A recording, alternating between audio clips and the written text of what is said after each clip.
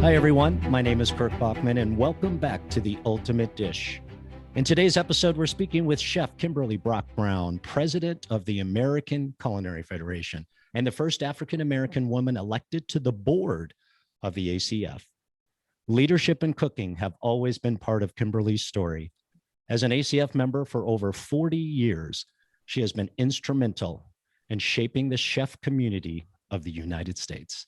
Kimberly is the author of Here I Am, which discusses the importance of diversity in the chef world, and an author contributor to several books, including Real Women, Real Leaders, and Toques in Black. In addition to being a regular guest chef on Charleston's Low Country Live program, she is also a culinary arts educator, speaker, and mentor. Join us today as we chat with Kimberly about leading a large organization, mentorship, fostering diversity, and the future of the culinary industry. Welcome, Chef Kimberly. It's so good to see you. Thanks for being with us today. How are you? Well, thanks for having me. It's great. It's my honor. Enjoy to be here. I'm doing good so far. So good. It's still early, but I'm good. What's weather like in the Charleston area? Wet. It's been raining cats and dogs. Has it? Okay. Oh okay. God. Are there any are there positive outcomes from a rainy August? Yeah. That just means that we don't have to worry about watering and cutting the grass. Oh, and, perfect. Yeah. And we stay green, so eventually, within the next week, we'll be cutting that grass back to once a week. Yes, you. And it'll be a little wet. Yeah. Well, exactly. First and foremost, I'm super honored. Boy, I've been a member of the American Culinary Federation for a long time, and it gives me such happiness and joy to say congratulations on your recent naming as the president of the American Culinary Federation. Has it sunk in yet? It comes and goes. It ebbs and ties. I'm telling you, it's like some days, I mean days. Some moments it's just like, oh my God, okay, so I got to do this, that, and then somebody needs to be, it's me. You need to take care of this. It just comes and goes. Are you getting something? It's like I should wear the tiara or the crown every day. No. What life is going on? Just decide. But more phone calls, more texts, more people reaching out. Yeah. It's just more meetings, more this, more that. Yeah. Well, you just finished up the national conference, right? The annual national conference, which was live and virtual this year. Yeah. I tuned in virtual, and I'm going to give you all the credit. The virtual experience I thought was really amazing. It was really well done. Yeah, with the host. Glad to hear that. Yeah, absolutely. So Charleston, South Carolina, I've been there just a couple of times, mostly for food. I mentioned to you before that I enjoyed a great meal and experience at Husk. So I want to kind of set the tone from a geography perspective. So you're in Charleston, low country, right? And that I believe it stretches from where you are all the way down the Savannah, right? So it's the sea coast. Islands, a little bit past. Okay. Past Sea Island area. Okay. And how long have you been in that area? Oh my God, I moved here in '94. Okay. And is that part of the country really special to you because of the food, or did work take you there initially? Working. Okay. But I do like, the food is definitely different, and I've told a lot of people over the years, when they, especially when I was teaching or I was in the kitchen all the time at the hotels, that when you step out and you get the opportunity to be promoted or transferred, or you just want to move to another city, to think about what the cuisine is of the city, right? Because a lot of people, we had a sister property in New Orleans, and it's a chance to step up, be promoted. I said, but sometimes you get pigeonholed because people don't go to New Orleans for Kentucky bourbon, or they don't go there. They want the praline, they want the bread pudding, and you get kind of sick and tired of making praline bread pudding because they're not going there for New York style cheesecake. And so you just make sure you have the variety of what you want to do and how you can grow as a pastry person or as a chef, period. It's just, we're fortunate that we have a vast cuisine here in our area. So we can pick and choose sweet and savory up a lot of different items and things to give people. But when you get to some places, there isn't that choice or that opportunity. So I think we are kind of blessed here to be on the water, to have a variety of a semi-tropical climate and the things that we can grow here ourselves. You mentioned pastry chef, and I have to jump on there and give your props there, right? I grew up in a pastry family. Father's a master pastry chef, and was that always the route you were going to go? Was it food or was it sweets?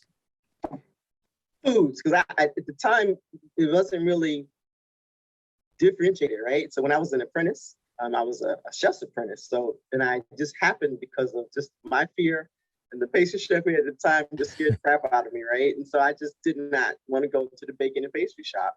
And so in my 3 years, that was my last stop. Was there. So I waited that guy out, right? He's not there. He wasn't there. He already moved on, and the new person took over, an American chef. He was great. He was all about teaching and coaching people, whatever. And it was just known that working at that hotel, if you wanted to be a pastry chef in one of the other properties, you had to go him because he was the trainer, basically. And I was already there, and then plus the class I had in my schooling, it was just over my head. It was like the French pastry chef from somebody's hotel, and he spoke no English. And then he brought his assistant in who was American, who wanted to be French. It's like, I didn't have no clue about what that class was just wasted, right? So totally something foreign, literally foreign to me about baking and pastries at that point in time. But now it's your love, I love. There you go. So you couldn't have told me. But I also really had a love for saucier. I have to say that. But I knew somehow, I don't know how I figured that out, but I knew that chefs don't come out the saucier station, right? You got to be banquets, restaurants. And so as much as I like the saucier station, I didn't want to get stuck there. That's such a good point. It's probably the most enjoyable time, right? When you're creating sauces right in front of you. The most flavorful time, right? Yeah. But you bring up a really, really good point, Chef. The idea of when you say banquet chef or catering, you're managing other people. And that's when you become a chef, right? When you manage the work of other people. Really, really good point. Let's talk about the American Culinary Federation, right? We've said it a few times. Obviously, we've met, we're familiar. I've been a proud member since 1988, originally through the Denver chapter. But shamelessly, let's just talk about the ACF for a little bit. Let's assume no one knows. What is the American Culinary Federation? What's your elevator speech? Well, the American Culinary Federation, I'm so glad you asked, is an organization of 14,000 members of 170 chapters nationwide and international, from the Bahamas to the Dominican Republic to Singapore to the Philippines. And we are all about teaching, educating, mentoring, networking our culinarians in all walks of life in our profession. So if you're a student, we have something for you. If you're a student in the high school level or secondary, we have something for you. If you're an educator, if you are in a hospital situation, if you're in a retirement center, we can teach, train, certify, and get you on your way. Personal chefing, got that covered too. We're working on new certifications all the time so we stay cutting edge and on the forefront of what's happening in our industry. So we have a cannabis certification that we are about to roll out by the end of this year. We're working on something for vegan certification. Oh, wonderful. Wonderful. That's not a trend anymore. That is the lifestyle that's here to stay. And so we want to stay cutting edge. We want to be in the forefront of what's happening. So you've been a member for a long time. Have you, just from your eyes, how has the organization changed over the years? The piece of education and networking, even certification to some level, has really always been a very, very important part of the ACF to me. But how has the pandemic obviously impacted a lot of things in our industry? We'll talk about that in a minute. But the ACF as an organization, in your mind, how has it changed over the years? Well, I think the fact that I'm the president, that's a big one right there. I mean, in my time that I've seen, I'm the third female who's been a Southeast, who's been a regional vice president. And so you're the first national president because you have to be on the national board to even run for national president. So in my 30-something years of membership, I'm the third person female. So that's one. And I'm the first pastry chef as president. That's another thing. So okay. I can remember we were fight back tooth and nails back in the day and trying to get more pastry classes and more baking classes and stuff. And everybody was always interested in it, but it's just a matter of having the actual class and sessions at our conventions and conferences and stuff. So for a while, we being a bunch of chefs, pastry chefs and bakers, got our charter for another chapter based out of Williamsburg, Virginia, because the master baker up there, master chef up there at the Colonial Williamsburg, we all formed the Baking and Pastry Guild. And we just got together maybe twice a year, did hands-on bake shops, workshops for baking and pastry, master bakers, ice cream, all that we weren't getting through our regular conventions and conferences at ACF. And it was just, hands-on 100 people. Can you imagine what that was like? We did it. We were doing it. Yeah. So I want to go back a little bit as you entered the industry. How did you become aware of the American Culinary Federation? Was it a mentor, or did you stumble upon it because of the education piece? I stumbled upon it. Truly, okay. It was. I was already graduated high school. I was in Dallas at the time, one of my older sister, and I knew it was never articulated to me about culinary art. That just was not a word. I was still home ec. I was loving home ec was the word. Home ec, see? And I played sports in high school, but I didn't get sports in my classroom. I put home ec on my classroom. See, because we didn't have culinary arts. We didn't. And nobody even articulated that there was a culinary arts school in Chicago, which is where I'm from. I knew nothing about it. And so when somebody graduated out the apprenticeship program in Dallas, there was a write-up in the paper, nice, and I read it. I'm like, the light bulb went off. That's it. I want to do that. I called the number. By that fall semester, I was enrolled and going for it. Didn't look back. Isn't that something? What sports did you play in high school?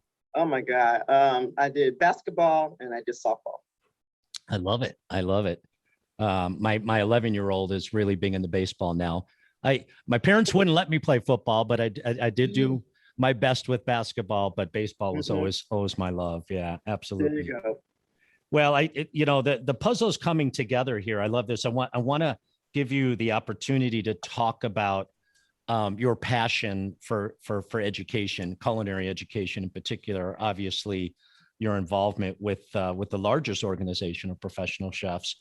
Why is being a mentor? Why is giving back? Because that's what you're doing. You're literally setting the stage for the next generation. Why is that so important to you? And why is it, as a second follow-up question, I guess, why is it so important for our industry that we never give that up, that giving back, mentorship, so on and so forth? And that's interesting because, like I said, that word was so foreign to me. A mentor, mentees, you just learn, or somebody took the time to teach you. Somebody said, who was your mentor growing up or getting into this? Like, I have nobody. I watched Julia Child, The Galloping Gourmet, when I was a kid. Not bad mentors. No, yeah, but I never considered them to be mentors. And if you think about it, they were never in chef's clothes. No, right? No, you're right. I associate them with being chefs. That just is not a word in my realm, in my reality at the time. So to say that why I want to give back, well, somebody had to teach me, and trust me, they had to teach me well because I was ignorant. I did not know. Culinary arts is not my background. I worked a food service job in high school here and there, but that was it. And so it's like, what are you gonna do? Die and take it with you? Give it to somebody. Share the knowledge, share the wealth, pass it on. There are so many people out there who could benefit from what little bit that you think you know. Because to them, you know everything, and it's the world to them. And it didn't dawn on me what it is that people are looking, and people are starving for the knowledge that I may have from my experiences. And I can remember being when we were doing examinations on Royal Caribbean Cruise Line, and 9 out of 10 times I'm the only female and I'm the only person of color. And I happen to be both of them at this point in time, right? And so out of the 4 examiners on the ship, we were like the second day in, we had done like 10 cooks, sous chefs, whatever. So I'm in the chef's office doing the tallying up and everything. And I happen to look up and see one of the commies walk by, and we just kind of, oh, hi. And she was person of color, female. And hi, I waved to her to come into the office, right? She's kind of scared because she's going to the chef's office, right? Yeah. I said, well, why aren't you taking this test? Where are you doing? Because the neckerchiefs is color coded, so she was like entry level. And she said that she felt like the tests weren't for her, that they weren't trying to teach them the test. And she felt like, they don't want to teach us. They don't want us to know this stuff, whatever. So I'm not going to try it. I said, but don't you know, this is tied to your job. If you don't take the certification test or whatever level you're at, and when your contract expires, you may not get the job back, but if you take this test and they're paying for it, whenever you get off of this ship, wherever country you're from, you'll be the queen because nobody else is going to have this 9 out of 10 times. You can write your own ticket and do what you want to do with an American Culinary Federation certification coming from some other country that you didn't even pay for 5 years, right? I said, you need to take this test. This is so important. But she didn't have it explained to her that way. And she had also never seen a female person of color with the patches, with stuff on their jackets. And so she just had no hope. The alphabet behind their name. Yeah. Yeah, see, she'd never seen that, so like, oh my God. And it dawned on me then, it really does matter that people see you, people know you, and that you just pass that stuff on. Yeah. And I love when you bring up, the uniform. There's something very special about putting that uniform on every day, even if it's for a podcast, right? And in many ways we have, the Escoffiers and the Parems to thank for being cognizant of that. Let's be professionals in the kitchen all the time. Yeah. So with all that said, gosh, so passionate. So many questions. With this platform now, right? That you have an opportunity, a vision for the future. In what area would you like to look back years from now and say, I made a really big impact there, or you see the impact there, and feel really good about that? Would it be increasing the membership? I remember a few years ago, the big push for the ACF was to get accreditation for the certification process, which I thought was amazing, right? Almost validating something that we already believed in, but validating it. A third party came in and said, you're doing it the right way. Do you think about that sometimes? Tough question. Well, no, I thought about it more and more as of late. And yes, I would love to grow membership. And I think there's so many little parts to that as far as what I can do to grow membership. And so it's going to be that I will feel satisfied that there are more things in the funnel coming down the pike, things that, as in women taking in president's roles, chapter level or committee roles, or on the national level, getting on the boards and doing things. It would be great to see more people of color, male, female, Black, Filipino, Hispanic, whatever, taking in the same thing, getting in those positions instead of, letting all the guys do all the work all the time. So when I see more of a diverse board across all the levels, membership comes. Like I said, when people see and they then believe that they can too achieve, it just brings more people. It just brings more. Yeah. Well said. Let's talk about the industry just a little bit. We're still in this thing called COVID, and it's been very emotional. Lots of conversations with many restaurateurs and hotels. Everyone's looking for great help, and the question is no longer a challenge in terms of the benefit piece, right? It's higher wages, great benefits, good working hours, and things like that. If we take a step back and look at the last 10 to 20 years, different things that you've already mentioned, how do you see the culinary industry changing alongside the ACF changing? Well, I think you have to accommodate people and the life that they have. I had this argument years ago when I was executive chef at a hospital. And at the hospital, we rotated schedules so that all employees had a week, like 2 weekends off, like on two, off two, whatever. And even the managers had the weekends off, rotated, blah, blah, blah. And so like, why cannot this, we knew the schedule, 2 weeks, 3 weeks out in advance. And so like, why can this not carry over into other parts of our businesses? In a restaurant, in white table club, whatever.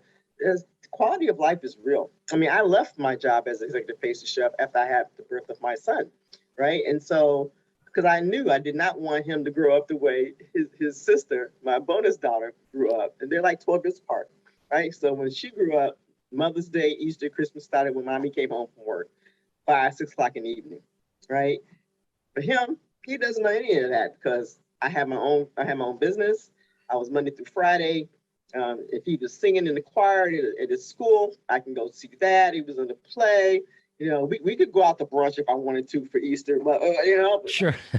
But that's how he grew up. And so it's about quality of life. I remember telling my chef years ago when I first came here, when it was time for my review, I said, you could keep my annual review, the little money, if you give me off another extra day, because I can do more with my time than that tax bracket you just put me in is going to do for me, right? Yeah. And so he was like, what? Yeah, I'd rather have the time off than give me that 4%. Just give me the time. I can do more things with my time. Quality of life. Yeah. We have to rectify that. We have to. Yeah. Let's talk a little bit about, you've been involved with a few books. I'd love to speak a little bit about Here I Am. Was that something you thought about doing for a long time? A lot of chefs, you either go the coffee table book route, right? Lots of beautiful pictures and recipes that you hope work, or just a really meaningful book. And so speak a little bit about Here I Am. Well, Here I Am, the answer to the question, where are all the female and minority chefs? That truly was a question that was asked of me and other friends so many times. It's like there was like the go-to Black guy, the go-to Black woman, and that was it. It's like it's just that one. Do you not know any other Black chefs? And then I couldn't name when somebody asked me, this person gave me your number. I'm doing an article on fine dining Black chefs. Can you give me some leads? And I could not give that reporter any leads of fine dining Black. So all my friends right now that I had were in my realm were hospital chefs, or they were educators or private catering. But to name a restaurant, fine dining with a Black chef, I could not. But I knew we were out there, but I just I've got to expand, and this has got to do some research. And she was looking, she was doing her homework. But I know we're out there. It's just, where are they? And so where are all the Black chefs? How do we get to know where we are and what we're doing? How can we pull this together and be a source or inspiration or help to each other? How can we find each other and like I said, just help? And so that's what it was. People just kept asking, where are all the people? Where can I find another Black chef? It's beyond the Black History Month in February. Beyond that, the other 11 months, where's the Black chef when I want to talk to a Black chef? Where's the experience about this and that? What else can we say about low country cooking or soul food besides talking to this chef or that chef, or that one chef that you talk to every year for the same article? Just where is it? Where are these people? What is low country from your vantage point? Walk me through low country, and you're a guest on a local program there. So walk us through low country cooking. Well, low country cooking. So we still have a bunch of plantations around here, right? And so you have to think about what the people back in the day, indentured servants, slaves did. People, living everything from, as they say, from the oink to the tootie. Basically, you utilized everything, and that flavor and those foods are still prominent in a lot of people's cooking today. So you can say low country cooking, you can say soul food, you can say southern, and it kind of circles around. The little gray areas, they all kind of intertwine at one point in time. But it really is using what you have in the land. So here in Charleston area, it's rice. I've never been anywhere else that I can go into the local grocery store and get a 50-pound bag of rice. Wow. But you can't Yeah. in Charleston because rice, some people here have to eat it every day. And so rice is here, grits, you got to have it. If you're not doing rice or you're doing grits, so the shrimp and grits, because we have shrimp season or we have oyster season. So the oyster festivals are happening, or the shuckings and this, or we can go crabbing and clamming, when the tide is right or whatever. So it's using what you have. And we have abundance, like I said, an abundance of things here. From the pineapple is our friendship symbol, but it wasn't normal here. We do have palm trees, but we don't have pineapple trees that grow. But because it was brought here, there's a lot of things that are known to be for pineapples here as well. So we what's low country? Yeah, making those pan gravies, making those pineapple hummingbird cakes and stuff. Utilizing what's known and what you have in your backyard for the most part is what it is. I love the idea, the pan gravy you just mentioned, the building of flavors, right?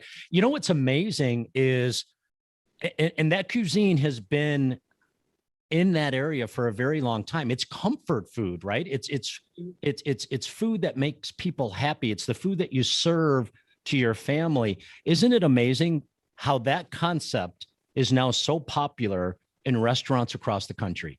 Right. And it's just simple cooking with the ingredients that you're presented with. I love it. Right now in Colorado. So we're in Boulder, right? Not far from Denver. But if you head west, it gets hotter and flatter and more arid. And the peaches are absolutely amazing. I don't want to make any enemies with my friends in Georgia, but until you have a Palisade, has more peaches per capita than Georgia. Just saying.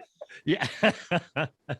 So let me I love digressing to food as much as possible. What advice would you give to anyone who wanted to start a career, who was where you were a bunch of years ago, when you were looking at home ec and then culinary education? What advice would you give to young people today that want to go into our industry? You got to get the education. Things change all the time with our food, with our safety, with our nutrition. Because so imagine when I started, it was the food plate, no, the pyramid, the food pyramid. Yes, and now yes. The plate, and now I don't even think they do a plate anymore, right? And so things evolve as we grow. Diets change as the population is now on average 55 and older. How do you feed that population with a majority, right? So what's keeping us healthy? Where's that fountain of youth for us? And then the younger people coming up who are maybe more vegetarian based or more vegan based or whatever. Variety. So what is it that's going to keep everybody going and moving? What's the new it factor? We didn't know superfoods when I was in school. So get the education, get the certification. Certifications have opened up many doors for me. Those alphabets behind my name. Have gotten me to the TV, have gotten me in somebody else's book, have gotten me to talk to other people, have gotten me out the country. And so get the education. The education is part of these initials, right? And so learn what you can learn. Get yourself ready for your skills, for your future, for your profession. It is a profession. We aren't just here doing a job. We're doing a profession, right? And so it's a big difference instead of just, oh, I'm gonna learn a trade. Well, you're learning more than a trade. You could kill somebody. And so you need to learn and know what you're doing. So get the education. Yeah, absolutely. That's really, really good advice. Powerful word, education, a very powerful word. Do you believe, I'm sorry, I'm giving you all these tough questions, right? But it's fascinating to me. Do you believe it's easier today? Let's just say education is the common denominator. Is it easier to find success in our industry today than it maybe was 20 years ago? Well, only because you see a lot more cooking on TV, as in a more lot exposure. More, yeah. So, everybody's talk show, they might have a cooking segment, right? Let alone there's a cooking show or network or two, and so with that, that's been a help. It's also been kind of a hindrance because people think they can just go out and just, I'm the master chef now and blah, blah, blah. Look what I can do. But, it's not quite that simple, and so like, my husband goes and he picks up a Cobb salad from a fast food place, and I look at it and say, that's not a Cobb salad, because a Cobb salad is supposed to be in rolls, right? Yeah. Food on top of it in rolls, like a corn on a cob and rolls. Yeah. So it's like a chef salad with stuff on it. And there's a few things specific to a Cobb salad. So, educate yourself. You just can't call something a Cobb salad because you want to sound cute. Don't call something a Napoleon if it's not Napoleon, or know what it's supposed to be. And Napoleon's layers, know what you're talking about, know the food terms and the basis of it before you start putting your spin, your flair on it, right? Sure. Yeah, I think the best advice my father's still around, 85 years old. He still does some baking, but the best advice he ever gave me was, just focus on being a cook for life. Don't worry about titles. Don't worry about that. That'll all take care of itself. Just focus on being. People nowadays, and I had a friend of mine wanted me to talk to their, I think she's like 15-year-old daughter, who she was using food as a vehicle to become famous. Okay, I get that, but if you're gonna do famous, if you're gonna do food, then you need to do food right. So she had the long fake nails, and she had the hair down the back. Cooking and stuff. I know when you're cooking, the hair should be off the collar, and we don't have the fake nails, and we really don't have the jewelry on and stuff So I breaking it down, break that down. And so, but I got to be cute when I'm cooking. No, that's not what we do. And we're not chipping away at them, right? There's nothing wrong with the nails, but I don't want the nails in the food, right? That's right. See, the nails there's a reason for everything. everything. Nails carry bacteria in them, so Yeah. Hey, I have to tease a little bit. I think I read an article, maybe you saw on Sports Illustrated, but Doc Rivers was really excited to say that he went to high school with the president of the ACF. Did I get that story right? Yes, you did. I did. I did. Hey, this is so much fun. We're kind of running to the end of our time. I hope you come back. Congratulations again on being our president. I'm so honored. I voted for you. Thank you. I appreciate that. One final little chat. The name of the podcast is The Ultimate Dish. I think I know where you're going to go, but Chef, what is the ultimate dish? Well, I have said this before. I won an award for it. I put it in a couple of books, and I tell people when I tell them I'm going to make it, that this is not your mama's bread pudding. And so it's not your mama's bread pudding. This bread pudding is on point and it's made with a purpose. And so it is a white chocolate bread pudding. It is made with pure fat of the croissant, of egg yolks, and heavy cream, which is the big difference from leftover bread, milk, and whole eggs, right? So you have the rich and plus you got the white chocolate. So you have the richness and the fullness of the white chocolate, the eggs, and the croissants, right? And the heavy cream. So it's a very rich, dense white chocolate bread pudding. Some people even, when I first made it, my crew was eating it with vanilla bean ice cream. So you guys are killing me. It's like I can't feel killing me. But it's because it's just that rich and dense. And so for people who I don't like bread pudding, taste this one. Please taste this one. And oh my God, it's like my new favorite thing. Raisins in it? No raisins. Okay, good, no raisins. Good. It sounds amazing. My best part is that it's made with purpose. I love made with purpose. Absolutely wonderful. Chef, thank you so much for joining us today. I hope you come back and absolutely. And best of luck. Best of luck. Thank you. I'm going to need it. We're here for you.